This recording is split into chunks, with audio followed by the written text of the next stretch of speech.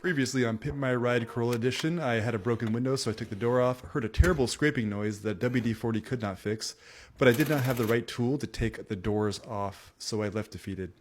But fresh off a 3-day bender out of Arizona, it was time to work on it again. I grabbed the right wrench this time, and it's funny how easily the regulator came out the door, and you can really see here how bent that piece of metal was scraping up against the wall. Both brackets were also broken, but the new piece was flatter than your high school girlfriend and moves up and down pretty smoothly. Now I want to use the same window, so I heated up the glue in the brackets that were broken on it, and I used a razor blade to gingerly scrape it off, but then I got pissed off and used a crowbar instead. Now I really didn't want to break the window, but time is of the essence, and that was probably the hardest step.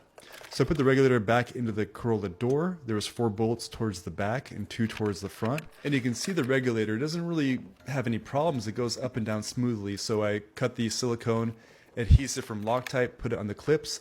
This window will now go into the tract, into each clip, into the glue, and they'll sit overnight to harden. And the easy step was putting the door back together. So it's kind of like a Lego set. They all snap together. There's only 3 screws. This next step is super important. You have to accidentally leave your keys in the car and let it die. So after I jump started the car, I went ahead and parked it on the street for 24 hours.